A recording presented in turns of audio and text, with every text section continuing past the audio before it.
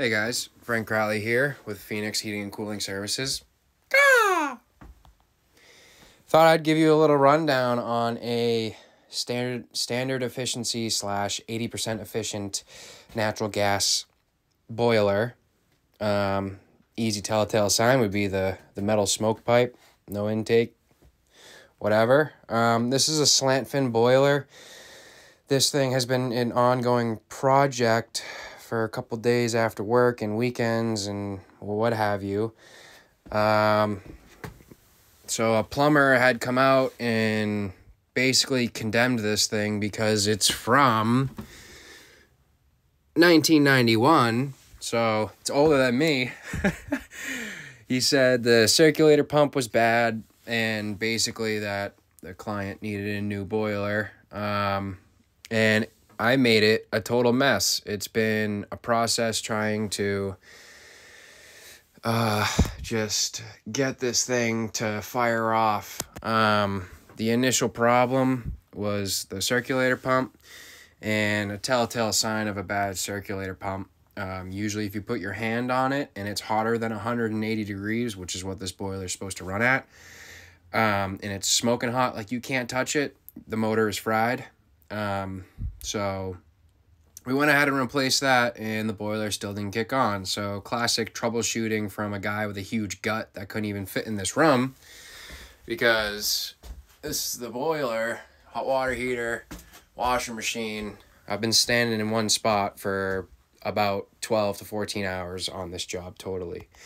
And so then we got into, I rewired the zone valves because they weren't really wired correctly. I'm not too sure what was going on before then, but those are easy enough just to redo the wiring real quick, make sure it's right. This is an aquastat relay. This basically has this control wire that goes out to the zone valves, and the zone valves also connect to the thermostats, which are two thermostats in the house. Regardless, they send a signal down a wire that comes into this guy, which then tells the circulator pump to kick on, and then it starts moving water.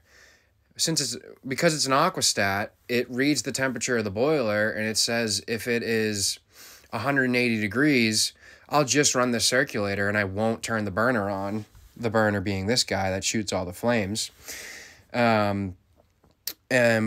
So there's a whole series of the burner wiring that comes off of this. This is basically the control board.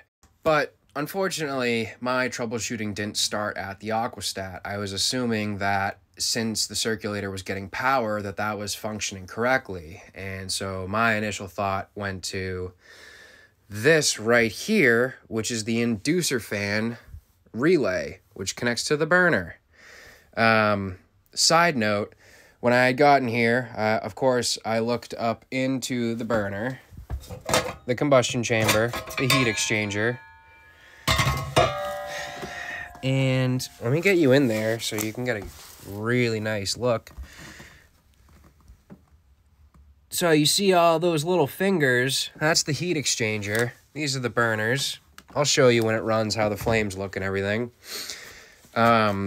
The heat exchanger was plugged full of soot, so I pulled probably like 2 pounds of soot. That's not an exaggeration. This thing was a block of soot, not running. So my initial thing was clean it first before I get into all the other issues. And after I had cleaned it, made sure that the burner circuit was working correctly, the rollout switch was not failed. It brought me to this inducer relay, one, because it's a fairly inexpensive part to replace. And if this is original to the boiler, the chances are that coil in there is probably not good, which it wasn't. I have it right here. This part was bad as well. And so I put that part in, and still we weren't getting any sort of anything from the boiler. It was not turning on. Come to find out, I wasn't getting a 24-volt signal coming from the aquastat into this inducer motor fan relay, which in response did not send 24-volt current to the rest of the burner. Oh, that's all good and dandy. So this is a brand new aquastat, which kind of sucks. It's an expensive part, but you know, this is a try to get through the winter job. And you know, we're about to have our first snow. We've already had a couple of our first frosty nights. Let's get this customer through the winter. There's no reason you can't. This thing's been running for almost 30 years. And, you know, I think it can go a winter more with a nice cleaning. And it got nice and cleaned. We replaced the aquastat. And then the boiler would turn on. The burner would come on. But it would short cycle, meaning it would turn on and shut off within a minute. Probably 20 seconds if I had to count. So, well, I had to chase my 24 volts, and I was getting an interruption from the pressure switch.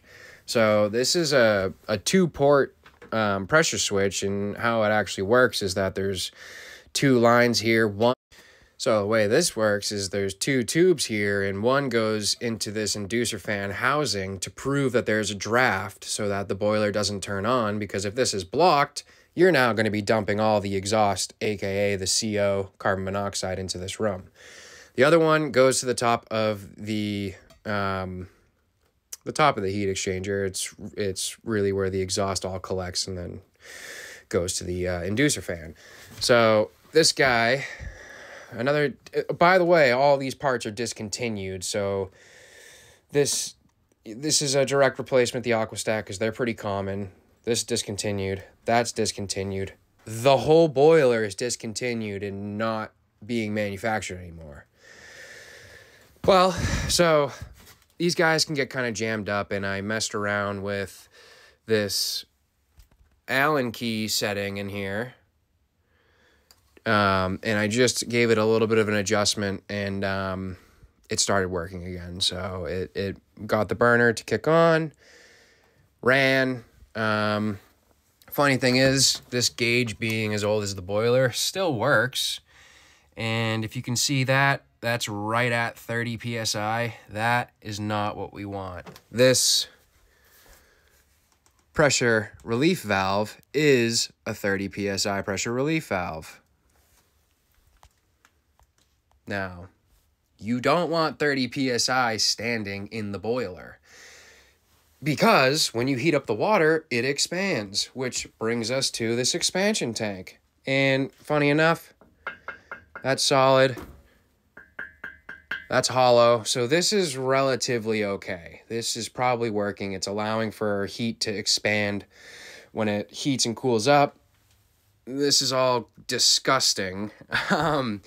But, you know, this feeder valve should be factory preset to 12 PSI. That's what normal residential systems run at. It's leaking by. It's causing the system to overpressurize. So I'm going to take my bucket of water, drain it out of the returns, and we're going to get that pressure down to probably between 5 and 10 PSI, so that when this thing does heat up, I'm going to recheck the pressure, make sure it's well below 30 PSI, so that this guy's safe for the winter time.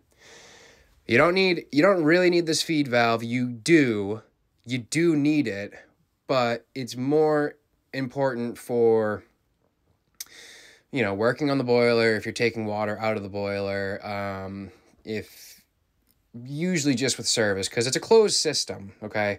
Whatever water is in the system until you take it out or you add some. The only benefit to having these is that if you like already set up your boiler and it's...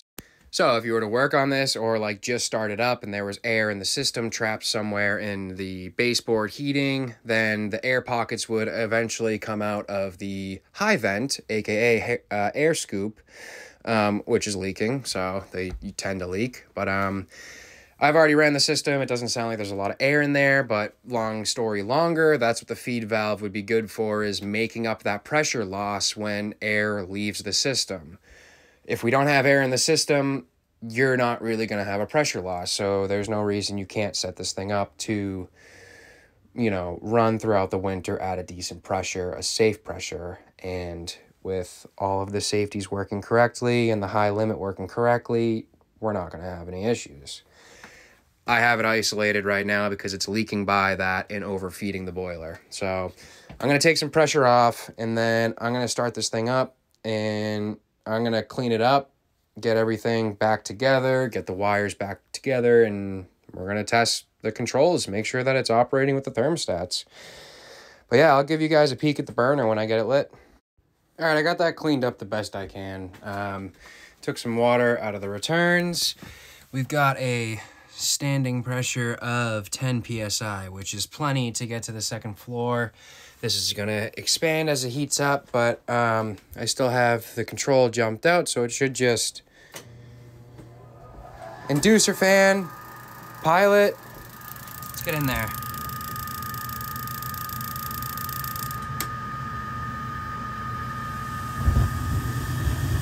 Terrific. And then so I did check manifold gas pressure out of this port here. It's asking for 3.5 inches of water column. I have 3.8. This thing has ran 20 years like that. I don't necessarily want to get into adjusting this gas valve that's 30 freaking years old as well. But yeah, so we've got flame. We've got the inducer fan blowing out the exhaust. And yeah, so our temperature's gonna start cooking. I'm gonna fix all these. There's 2 thermostat wires, there's 2 zone valves. I just manually shut these, I had them open. But yeah, so I'm gonna shut this bad Larry down again, finish up the wiring, pack it back up. But yeah, you know, I thought it would be a little bit interesting of a rundown of this is one of the most common boiler setups that you're ever gonna see. So it's kind of nice to get an idea of how everything works. I hope you enjoyed, because I certainly didn't. I'm just kidding. I did. But all right. All right, we have our zone valves back wired up. I am going to turn this on. It should not turn on because our end switch is now connected to the zone valves and the thermostats. So if I power this up, we've got nothing. Now, I want to check that I have the correct wiring for the correct zone. So I have both of the thermostats off. This one's easy because it goes up. That's the second floor supply and return. So I'm going to go to the first floor, which I'm hoping is this guy. And you will be able to feel it heat up and open up, and the boiler should kick on. So if I take you right over here, and we go close this, it's reading 55 degrees in here. So if I do that, that is going to tell this, I'm hoping it's this one, to heat up and open up. After that, we'll get a call for heat. All right, well, it kicked on. I actually disconnected the zone valves because I don't think that they're actually working. And they could be working. I don't think that they are because of the age. But what's not working is the wiring. And I tried to turn on that thermostat that's for the first floor over there, and it's not even like it's not closing the switch. It's not switching. It's not closing the circuit. So, and then if you look at all this wiring right here, see if I can get it to focus. There's a lot of bare copper showing. I mean, this wire right here is just copper. It's supposed to be red and it's all copper.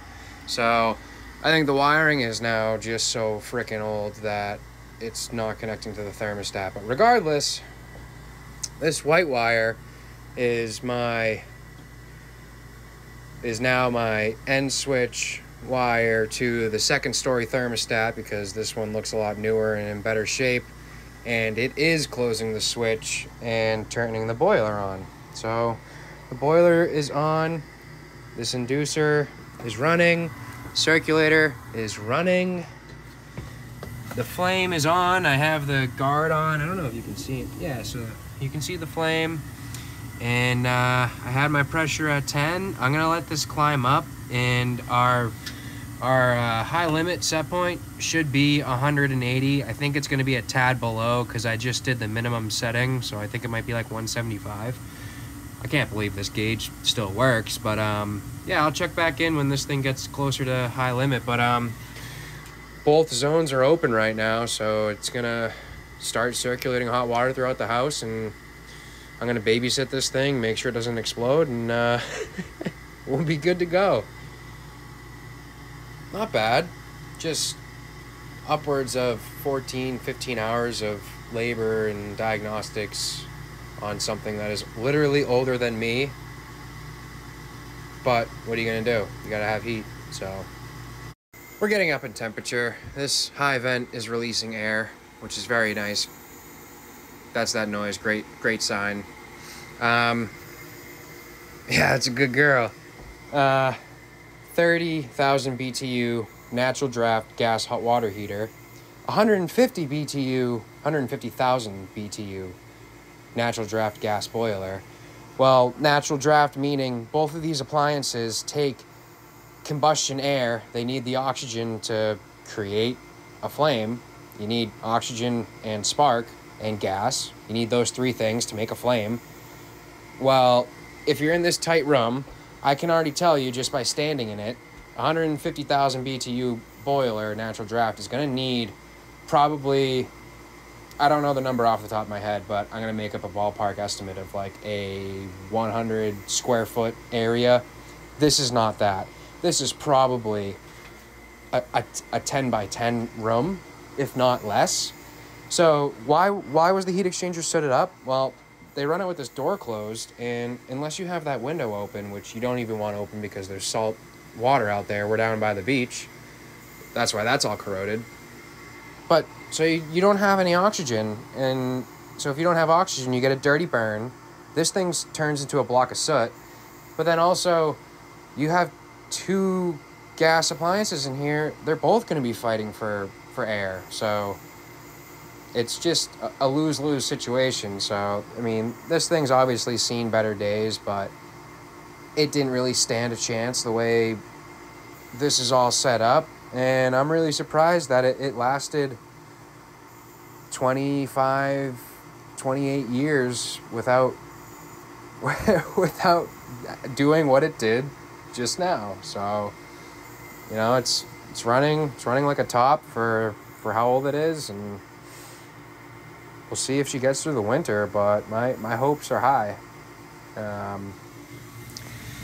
The pressure has gone up just a tad above 10, so, and we're already about to hit high limit, and I'm probably going to keep you on here because we're getting real close to that high limit, and you'll just be able to see it turn off. And once it turns off, that's going to give me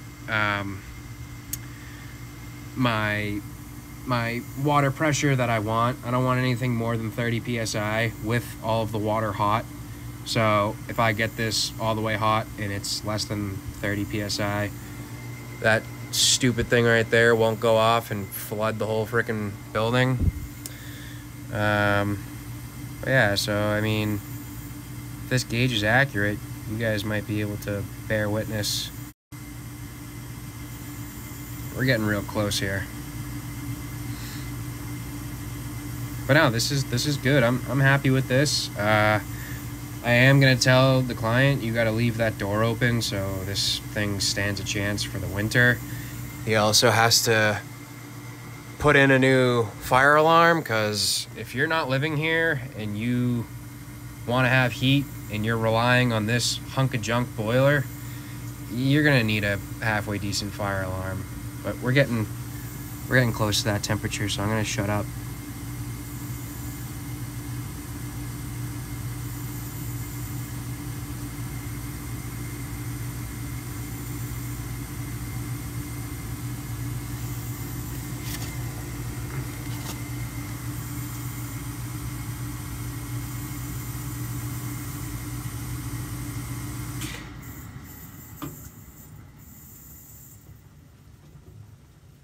Okay, so it turned off. No flame. But, so we're still calling for heat. This circulator is going to stay running to circulate the water to keep supplying heat. It's just off on high limit, so it's at 180 degrees.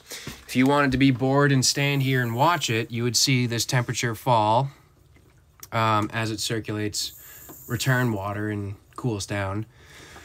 But no, I'm pretty happy. So I'm actually gonna add a little bit of water pressure just so, because I want to, and kind of dial it into near perfection. Thanks for joining me.